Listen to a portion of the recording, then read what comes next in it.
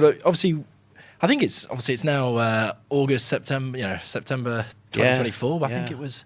When did we first meet? I think it was 2021. Yeah, it's been a while, man. It's been a long old time. Summer 2021. I think that's where we first bumped into each other. Yeah.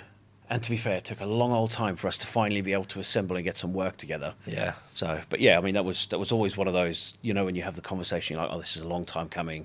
Like, we're going to do something. We just got to figure out exactly how it looks. And it was interesting, and I loved what you were doing. It kind of annoyed me that what you were doing was such a perfect fit for what we're doing, and we were really struggling to find how we could overlap them really nicely.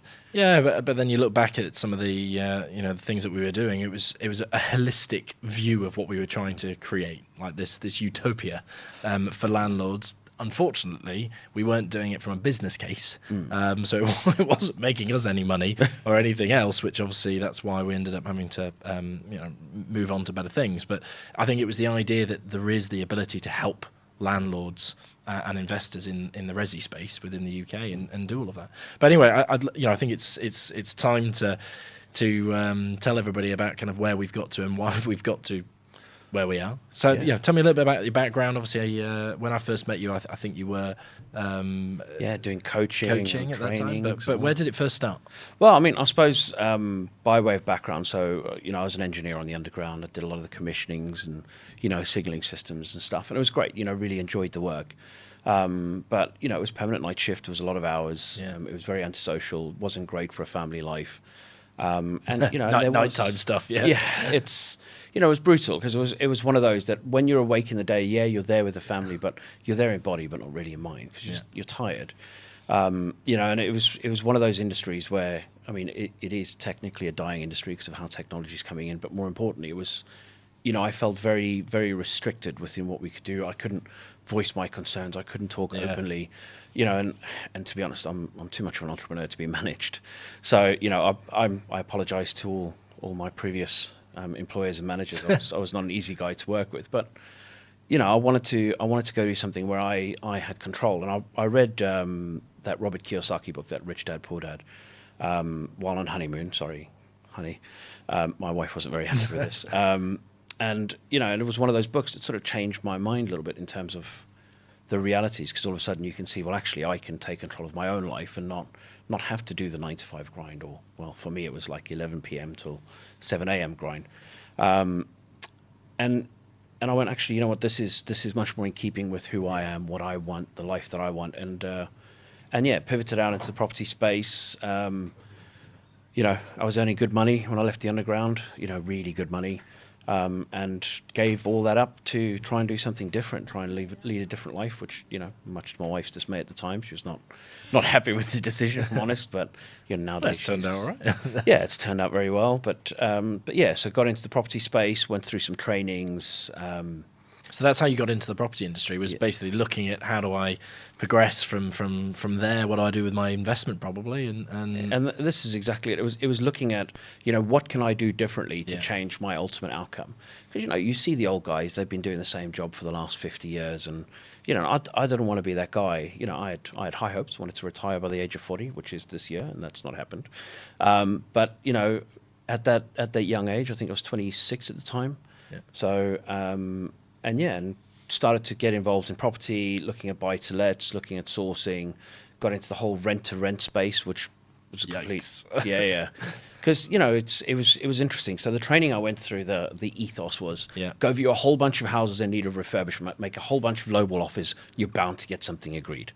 And I viewed over 100 houses. So I live in Kent, and I was driving up to, Manchester, Warrington, Wigan, all that way. I was driving up to Nottingham, Derby, even Grimsby, viewing all these houses, making all these offers, and, and over 100 viewings, permanent night shift. So I'd finish my night shift, I'd drive straight up there in the car, get there like 10, 11 in the morning, fall asleep in my car for 2 hours, do a whole bunch of viewings, get back in my car, drive to the depot, and then sleep in my car for 3-4 hours and then do my night shift, and did that at least 1 day a week, every week, for probably about 6 months, and yeah, man, it was tough going. And then when you're not getting any results, I said, okay, well, this doesn't work. tried to do the rent-to-rent thing, got 4 rent-to-rents, very quickly realised I didn't want to be an agent. Lo and behold, I'm an agent now. But at the time, I was like, I didn't want to be dealing with the tenants and all their challenges and, I'm locked out of my house because I'm drunk and I don't care. Can you come open the door at 3 a.m? I didn't want to do that. So I thought, okay, well, there's a lot of people making a lot of money in property. Like, what am I doing wrong? And I posed this as a problem and thought, well, actually, let me reverse engineer from what is a good deal. And within a couple of weeks of doing that, I found 4 deals within 4 weeks. And all I did was said, okay, well, what's the final numbers that I need to be looking at, and how do I then compare what my offer would be based on whatever my return requirement is against what it's listed for.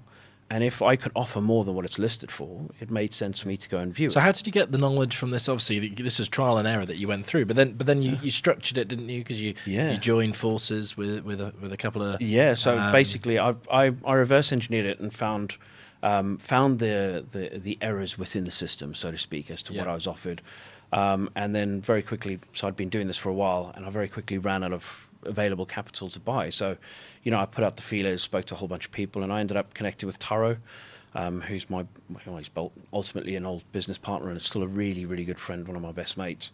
And we bought a whole bunch of properties together and had a lot of fun. And, and at some point we said, look, like, we can only buy so much. How do we continue doing what we're doing? How do we share our knowledge and our insights and our technology? Because by this point we went from, reverse calculating, pulling all the properties directly manually from Rightmove into a spreadsheet, running the calculations, and where TrueVals suddenly was born. Then that was from the back of an Excel sheet. And that's exactly it. So just then created technology to scrape the data, created other technology to run automated valuations, rental calculations, made it onto one actual platform instead of a spreadsheet. And, it was this incremental thing, did the whole outsourcing, hiring people before automating. And, at some point we created a technology that, found us deals. There was no other way to put it. And I said to Taro, look, like, we've got to teach other people how to do this. And the training company we went through, there was, they weren't perfect, and we wanted to do a better job. So I think that's it. Work smarter, not harder. Exactly. If you can. And then me and Taro launched Katana Training. We spoke on stages in 28 countries over 4 continents. Literally trained tens of thousands from the front of the room. Had a lot of fun. Personally mentored about 300 people.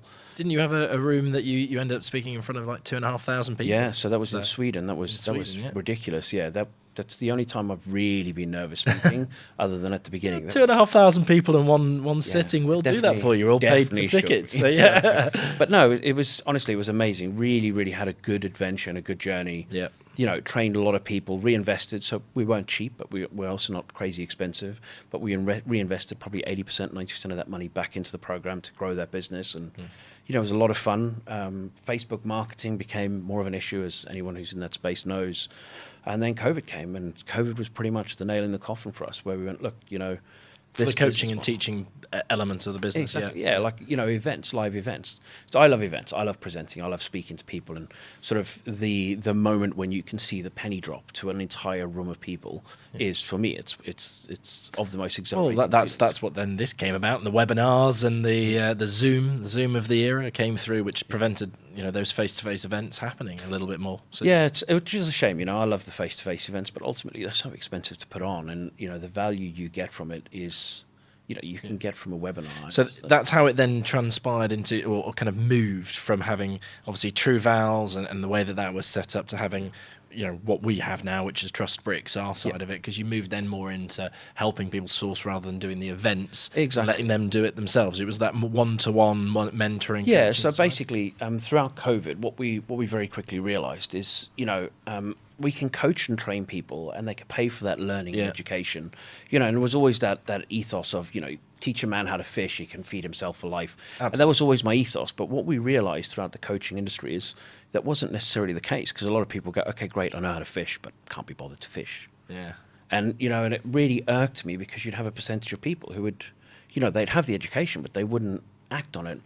And, and I spoke to Tara and I said, look, how do we ensure that people leave whatever transaction we have with something tangible? And we just basically went back to our knitting, which was, helping people buy deals, build their portfolio, make money, and support them throughout that entire process. And that's what we started doing very heavily in 2020, 2021, 2022.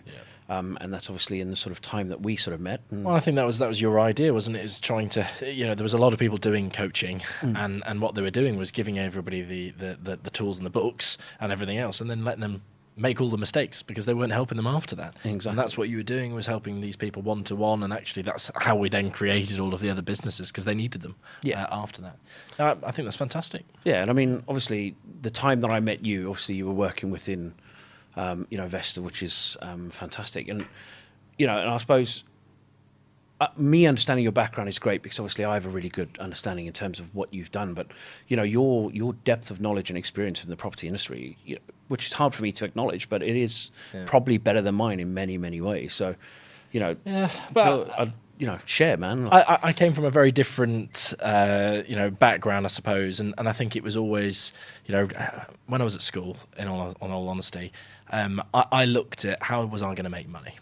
And I've always been fascinated with markets. I actually thought I was going to be a stockbroker and going into that kind of industry. And it was more for me looking at within the UK and saying, well, actually, you've got stock markets, FX, you've got all of these investment vehicles. But actually, everything which is readily available to everybody, and people were making so much money. And I have to say, my parents made more money on property than they did earning their own income from their jobs, being doctors. And I was fascinated by that they fell onto investment and fell into it, didn't know what they were doing, and actually made more money than they were doing, which was they were actually working in their jobs and being professionals. And that baffled me. So, I went straight into, I wanted to get more into the financials and understand everything. So I did economics as my undergraduate at Newcastle Uni. I then, at the time, started creating, I've always been a bit of an entrepreneur in my own right. Started up a business doing Airbnb style stuff, which wasn't Airbnb back then. I know it's a little bit older, but we had holiday cottages and doing turnovers, doing those types of things. But it was more about the building and actually the refurbishment and how that would work. So I did a master's in quantity surveying, because I am boring and I am that analytical brain. But for me, that really gave that insight of actually the bricks and mortar, understanding the fundamentals all the way down to kind of the grain of sand. What are we in, and what is that investment? So you can understand it from the inside out. Unfortunately, I put all of that, I love it when people go, how much did you spend on your uni careers and uni life, and then tried to get a job afterwards. And I even went into Savills, and they would only offer me a graduate job. And at that point, I just went, what have I done? All of this, and the people that I was up against, I was 3 or 4 years old, having done X, Y, and Z, and I was going to be earning 10 grand a year on a graduate job back then. And I just said, no way, this is just ridiculous. Came down to London. So actually, I went out for a couple of jobs, and lo and behold, a state agency was up and the earnings were there. So for my sins, I ended up becoming an estate agent, which after all of that education, my parents couldn't believe it. But in the end of the day, I think it gave a hands-on approach to actually what I was doing. So I ended up working for Dexter's. I was their poster boy when they first started up, and basically ran all of their central offices as I moved through. And so, it ended up being their top salesperson. Didn't even know I was good at sales until I got through it. It's more about I understood the core bits and the core elements, and I was putting all those pieces together. But actually, it didn't take me long to get to the point where I was at the top, and I was getting not bored, but I was never destined to be that alone. Yeah. And for me, it was seeing, especially being in London properties, and I was all the way into Knightsbridge at that point and Mayfair, and was selling all kinds of stuff. I realised that some people were buying things to split into flats and doing kind of what I looked at doing from the outset, is that kind of investment vehicle. So I always thought about how can I get into that and go through. Lo and behold, I had a buyer that came to me, and I told him why he shouldn't buy that property, because he was looking at it wrongly. And that was actually, an old-time friend now and mentor of mine that basically poached me, and we created Clarendon House Capital out of that. Which was, really fascinating. That was the first time back in 2014, 2015 that we basically built this company together, which we were taking people's money from that were doing stock markets, doing everything else, but they didn't have that ability to get into London real estate, and we were finding assets. I actually couldn't find as many as I thought we were going to be able to find to engineer, which is obviously we didn't have the tech that you and we have now. God, if we had that then we might be doing something very different. But I think at that point we did, we bought over, I sourced and developed over 50-60 million pounds worth of property in London in a year and a half. And even in Sweden ourselves, in Stockholm and things. Unfortunately, politics changed. We had Brexit, we had lots of different things, so our investment kind of grew to a halt. But the thought process was, how do we find property? That's where I went to next, going, well, this startup didn't work. It wasn't because of anything else, it's just because I couldn't find them and I couldn't sell them. And that was where the whole thought process of having a marketplace to help landlords and investors find just that. You go on Rightmove and Zoopla, and unless you're looking in a postcode that and in and out, you're not going to find anything. It doesn't show you that type of analysis. You have to sift through 300 houses in one postcode just to find a buy-to-let or a HMO, and that just wasn't working. It was inefficient. Yep. So I actually thought about having this marketplace and with a couple of people, but unfortunately I wasn't first to it, and actually that was Vesta. And so I basically came in. Russell, the old CEO, he basically just stepped in when they received 5 million, and I wasn't going to raise that myself. So I said to him, "Look, love to jump in and see if we can grow it." So that was back in 2018, and we grew that from literally zero to having 500 million on the site at one point, just of off-market residential stock within the UK and helping landlords, which was a real testament. Obviously we were doing that as a holistic, as I mentioned to you before, as kind of no fees really and really low fees. It was just more about how to create it and hoping that a big giant would want to buy us out and sort that out. We did go for another round of investment, but it just didn't work out. But lucky for us, because actually having built that all, the actual elements of it ourselves, we ended up buying that out of receivership, and so we own the IP and everything else of Vesta. So it hasn't all the knowledge that we built is come with us into now my property listing, and that's where we met actually, wasn't it? So it was pulling these two tech giants in a way in the behind the scenes that people don't get together. And piecing those two cogs together, having the buy side and the seller side. Yeah, I think that's the best thing is, and ultimately, obviously, we discuss this a lot, but essentially how we built it is we've created both ends of the spectrum. Ultimately, and we sit there with, as you like to say, a Chinese wall between us, which I always love the phrase. But so you deal with the seller, and you are working on his best interest and his behalf, and I deal with the buyer, and I'm working on their best interest and their behalf. And between the two of us, obviously, we have had many a tussle in terms of trying to get prices right to make sure that everybody leaves the partnership or the deal feeling like they've got what they want and deserve. But this is the whole point, isn't it? Is that an investor or a buyer now is a seller later. So you have to look after both sides, and I think that's where some people do get a little bit wrong with things, is that they try and just win every time, and a win sometimes can be the same thing for both parties, and that is a deal. Yep. And I think it's more about having that negotiation, feeling out with what each person wants, and sometimes that's not just money, it's about timings, it's about how it's done, certainty, those different elements, and that's what we've kind of pieced together now. I think one of the biggest things obviously for landlords, they don't want to be disrupting their tenants and having loads of people traipsing around their house for sale boards and all that stuff. So the ability to sell properties discreetly for a landlord is great. I mean, the amount of tenants that only they're like, what do you mean the landlord's changed? It's like, sorry, but obviously where our management team runs it, they pick it up. They're very good at maintaining and managing that relationship. So tenants very rarely leave. But it's I think I also wanted to let everybody else know. I think if anybody else gets an opportunity to find someone that they really kind of admire and can work with, that I've always said, and we say this to a lot of people, is that I'm a true believer that when you find the right other founder, since we're co-founders and it's always been 50-50, we split everything with the problems and the successes. But it's when you find that one person, and I've always said this, 1 + 1 is not 2 when you've got that right one, isn't it? It's so much more. It's like 5, 6, 7. For me, it's people don't understand, but the value of teamwork, because again, it's exactly the same thing we do with white labels, right? We get to focus on our strengths.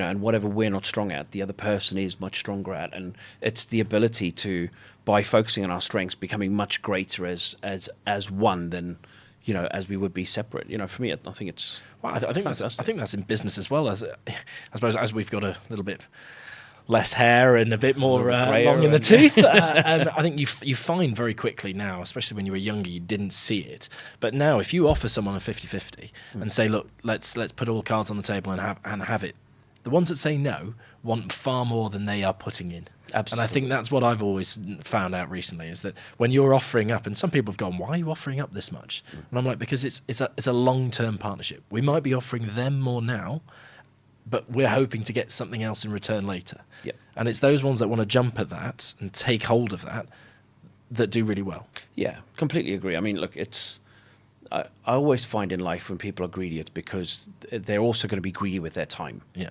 If they're greedy with percentage, they're going to be greedy with their time, and they're never going to put in an even share. And for me, that will never work. The only way a relationship can ever work is going to be even and equal. And that's one way, whether that's stake, whether that's revenue, whether that's profit, it doesn't matter. There has to be that equality, because the minute you lose that, it creates division within what you're doing, and ultimately it's destined to fail. Yeah. I've been there, I've done it. I've had many different partnerships with many different people with many different strengths, like no doubt, where you have these different people you try and work with, and sometimes it works out, sometimes it doesn't. And I think like with, marriage, business it's a marriage. It's a marriage of money to an extent, or, marriage of successes or a future.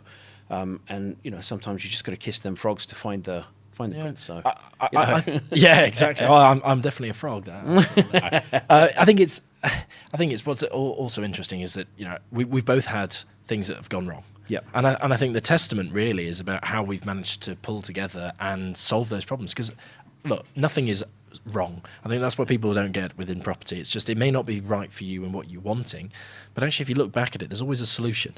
Yeah, and there's also a learning, right? So, as you say, we all make mistakes, right? Some things work out, some things don't. And the point is, so long as you're always working towards trying to fix or learn from, you can never really go that far wrong. And yeah, it's life, right? You don't learn to ride a bicycle by getting on and miraculously you're riding. You're falling over. Same with when you initially learn how to walk or to talk. Everything's learned through a series of small failures, getting ever smaller to become better. Professional sports stars, whatever. They all tell you the same thing. Yeah. The only way you truly achieve a level of success is you have to be willing to risk failure and take the value from that failure, as opposed to seeing it as something to break you down, seeing it as, well, what can I learn? What can I take from this? And how can I utilize this to strengthen me? So next time when something bad happens, I know how to deal with that. I know how to prevent it coming up. For me, like, it's a wonderful journey, and it's tough, dude. And I think you've hit the nail on the head there. That's what these podcasts are going to be for people, is that I think we've been figuring out in our heads, how do we give not just the white labels, but investors and landlords the information and that kind of coaching, learning, and the mistakes that we've made and sort that we've seen people make, and to be able to help people understand and get that kind of knowledge firsthand. Yeah, I mean, look, we can do the old trainer, old coach, it's all sunshine and roses, and here's your rose-tinted glass, and everything's amazing, and I've made £1 million in 6 months. Yeah.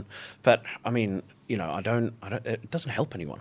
If we're honest, look, it might get people through the door, it might get people paying the money, right? And we all know the training companies that do this stuff, and it's fine, it's what they do. But the reality is that's not where you learn the lessons, right? You learn the lessons through, look, this is how I made this mistake, and this is what the outcome was. This is how I know not to do this again. And it's that stuff that people, they can take that learning, that tangible experience, and go, okay, that's how I don't do that in the future. Yeah. It's the old Edison thing. When they were talking to, I think it was Edison. Who did the light bulb? What was it, Edison? Yeah. Yeah, and they were like, oh, you keep failing at making this light bulb. He's like, no, just found another way on how not to do it. Until ultimately he got it right. Although this, someone saying it wasn't necessarily, that's irrespective. But the message is still the same, right? Is you keep finding ways in which not to do something until you figure out how to get it done. Yeah, I think that the younger generations at the moment are seeing, obviously I know that this will be on Instagram and everything else, but I really want people to understand is to look at everything that we've spoken about and look at the structure. And I think so many people nowadays think that they see something for a minute, listen, they're doing it well, I'll do what they've just done. Yeah. And that doesn't work for everybody, and it doesn't work that way. No. And you've got to do your research. Obviously, that's my analytical part of me, and you're definitely the more positive, and I'm definitely the more negative. But you need that kind of mindset to make sure that you're sense checking what you're doing. Yeah. And is this the right thing to do at each stage that you're going through? Yeah, 100%. And it's also having the balls to go, like have a go.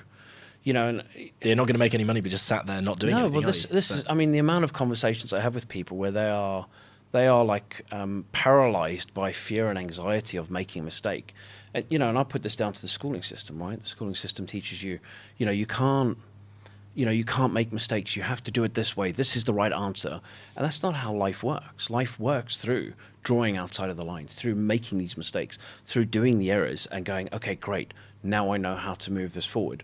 And if people are willing to just step up and be willing to make the mistakes with, don't just throw money away, but doing it in a way where you go, okay, well, I've analyzed, and this is how I think I can mitigate my, potential downfall, and giving it a go, providing you do that. I think that's why we sit in the middle here, is that someone going, well, don't just go in blindfolded as if you don't know what you're doing. Do your research and analyze a deal, and go out there, get some coaching, get some mentoring. If you think you need it, not everybody needs to have it, because I think a lot of people may have that general knowledge. But it's also, you can do as much research and you can look at as many properties. And I used to take people around properties, and I knew the first one they saw they should have bought, and then they analysed every single one against the one they should have bought and never bought anything. So I agree. I think you can do so much, and then after that, you just got to step up and take a deep. I mean, there was a movie, Take was it The Millers? Something about The Millers, I can't remember. But he uses a line in there, which I think is perfect, which is the rule of 1, 2, 3, go. And it's a rule I use for myself. So I have a fear of heights. I did bungee jumping, did skydiving, right? Fear of public speaking, right? 1, 2, 3, go. Like everything. Anytime I'm going, oh geez, like this is, my anxiety level's up. I'm not sure if I can do it, and I just go 1, 2, 3, go, and just go and make that first step. And the minute you make that first step, everything else falls into place. It's fascinating. Every journey starts with one step, right? But you just got to be willing to take it. And I think that's probably. Well, I agree with you. I think the difference is that economics, when people realise everybody's so het up on what was the gross return on that project, what did I make profit on that, and I ask people, how long did it take you? When did you start? Money and time correlate, and so many people, you ask anybody, what was their greatest deal, what was their greatest thing, and they'll tell you those numbers. Not, I did this in 2 months and I made X. Yeah. And then when you extrapolate that out from a year's point of view, some of the deals that people do, it's about timing, and that is really where the My Property Group has come on, totally and reducing that down and getting that, stepping up and getting things done. There's the other side of that as well. The amount of investors I talk to where they're looking for the unicorn, they're looking for the perfect deal, and you talk to them, and then you speak to them a year later, you're like, how's it going? And they're like, oh well, I've found a couple, but nothing's really. And then by the time you get to like 2-3 years out, they finally make the decision, you're like, how much money you've lost. Yep. The amount of time you've just sat in your hands, the amount of, and this is always, so a friend of mine used to run the Bank of Canada, Kevin Pates, lovely human being. And Kevin always said, the piece that's never on your financials is the loss of potential revenue. Yes, like that loss of earnings, potentially. And he says, it never shows up on anyone's balance sheet. And he says, but that is the biggest loss that any business or any professional will face, because they never took the step they should have taken. Well, it's like we both had this same investor that we can't name, but we've known him for a year, and he's got 100 grand in his bank account, and he's still got 100 grand in his bank account. And what he didn't like when I explained to him is the power of that money a year ago, with inflation being over 10, it's been 15% at one point, is actually now worth less. Yep. And he's like, no, I've still got 100 grand. And this is the mindset of people that they haven't got through, is understanding that money can make money, but they need to make it sweat, and they need to make it You've got to get them little soldiers working for you, right? Exactly. And I think that's exactly what we're going to be trying to hopefully talk about in the podcast, and going through all of the different bits, the different types of properties, and obviously trying to answer a couple of those questions for people. Yeah.